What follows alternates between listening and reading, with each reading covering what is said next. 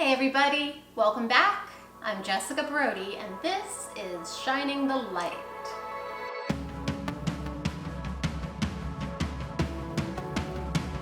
So I hope I don't make you too hungry today. I'm really sorry if I do. And if you're not a salad person, I'm sorry for that too. But I thought I'd do this video in my kitchen so you could really see the point I'm trying to make here. So I am a big salad lover. I am from one of those families where we've been eating salad. I was probably 2 or 3 the first time I had salad, maybe younger. It's a staple at every family meal. We all love salad. If you're in the family, you eat salad, that's how it is. You know, there is an art to making salads. I change up my salad blend over the years. I think we all do. You know, it usually involves some sort of lettuce and other vegetables. Occasionally, it involves nuts and fruit, though now I'm allergic to nuts, which is really bad. So none of that for me. But nice, juicy red tomatoes. The kids don't like tomatoes, but I sure do. Carrots usually go in, almost always cheese. And I personally like to make my salad in a nice big bowl.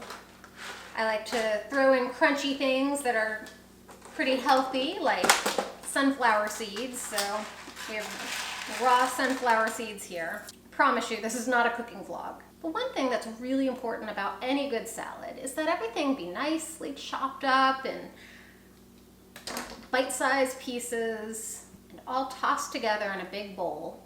In the past, when my kids were younger, sometimes I'd make salad in these little individual bowls and I'd pour our individual dressings over top. But I don't like that method as much because the top gets really saturated with dressing and then the bottom's kind of bare, and usually the bowl's kind of cramped and you can't mix everything together right, so it just doesn't taste right. So I like, especially when I'm having salad alone, to do salad in a nice big bowl where I have plenty of room to mix everything around. And then I get a tablespoon because I'm not the best at measuring, even though I've been doing this a long time, and I like to pour just the right amount of dressing. I'm usually some sort of a balsamic oil and vinegar kind of person, but either way, whatever dressing you like. Then you get it all in there and you mix it around. And you know, this is not for the tender-hearted. I mean, you need to put some muscle into stirring your salad so everything gets all mixed together and yummy and saturated with all the dressing, and you don't have a single part that's just sort of left out. Oh, and you can't forget the cheese. Love feta cheese and cheddar cheese, all cheese. Anyway, you get it all in there and you mix everything up and it's all covered and everything's amazing, and then you have this lovely, colorful creation just filled with all the good stuff, whatever you like, and has the right amount of salad dressing, and voila, lunch or dinner or everything, snack, hey. So what strikes me about salad is that it's not only delicious, but it's also, I think, a really good metaphor for how our lives should be with Jesus. Now, go with me on this. See, sometimes I think, especially when we're new Christians or immature Christians, you know, we're just starting out in our walk. You know, maybe we've made the decision and we're all in to follow Christ, but we're Christians at home. You know, maybe we're Christians in our friendships, but when it comes to the workplace, we keep that part hidden.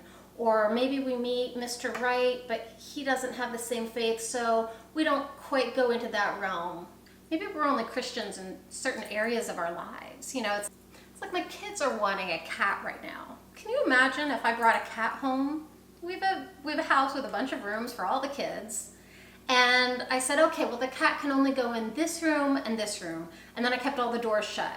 The cat would constantly be like roaming, and then people go into other rooms and it would just feel weird. You would always have these doors closed off that the cat couldn't get into. Well, sometimes that's how we act when it comes to our faith too. You know, we have certain areas that are closed off from Jesus, not because we don't want him in there, but maybe we think, well, I'm not going to talk about Jesus at my ladies' night out, or I'm not going to shove my beliefs on my friends.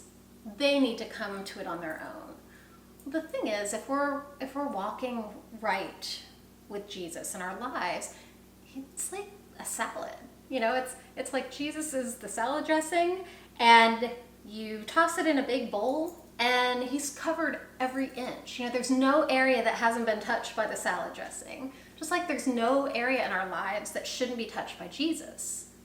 I cannot imagine being in the marriage I am and not sharing Jesus with my husband and not having him as the center of our house. I couldn't imagine being such close friends with the people I love, or being a mom, or being able to live my life in a full way without understanding that Jesus has access to every bit of it. It's like you're inviting Jesus over and only letting him in the guest room. He doesn't have access to the full house. Or you're pouring just the salad dressing on top. You're not letting the salad dressing get to all the good stuff underneath. When I'm fully right in my faith, it's like there's a synergy, a connection between all the different areas of my life. Everything is just sort of fused together. And Jesus is at the center of every bit of it. When I'm not walking well in my faith, there's a part of my life that he's not touching for whatever reason, and I need to fix that. In Proverbs, there's a verse that I love. It's from Proverbs 3, 5-6, and it says, "Trust the Lord with all your heart and lean not on your own understanding. In all your ways acknowledge him, and he will direct your paths." Notice the word all. Trust the Lord with all your heart. In all your ways acknowledge him, and he will direct your paths. He'll guide our feet. If we let go of the control that we so often hold over all these different areas of our lives and realize that God is in control and that God should have open access to every ounce of us, and stop holding back some parts, and we're inviting him into every bit of us. We're saying, God, please be the Lord of my life. Direct my path. Guide my ways. Help me live in you and walk in you. It feels off when there are certain parts of our lives that we're keeping from him. But when he's there, he's like the salad dressing connecting everything together. He makes it all taste better. He makes everything better. He makes everything work better, go better, do better, feel better. Now, I realize for many of us, that can be scary. I happen to live in America, and the freedom in our nation allows me to be able to practice my faith broadly, openly, in front of everybody without fear of persecution. You might be watching this and you live in another country and you can't do this. It's different from you. But still, whatever that looks like to you, you know if there are certain areas closed off to God. You know that there might be certain areas of your life that you just feel it in some way he doesn't need to be a part of. He's got everything except this friendship. He's got everything except this icky, embarrassing habit, vice, temptation, or other part of our life that we secretly think we can somehow hide or keep from God. Or maybe he's in everything except for our marriage, and we're wondering why it's crumbling. If you think about Jesus as the salad dressing that holds it all together and makes everything just right, it's a perspective switch. Hopefully I have not made you too hungry. And if you're not a salad lover, I hope I haven't made you too disgusted. But think about that. Think about if there's an area in your life where there needs to be more Jesus, or if there's something that you've done to try to saturate him or open the door to him so that he can have full reign over everything. Share in the comments below, connect with me, subscribe to my YouTube channel. I'd love to stay connected with you. And check out my website, which is jessicabrody.com. I blog there weekly under Shining the Light. And connect with me on social media and any other way so that we can all remember that we're all in this together. We're all walking this together.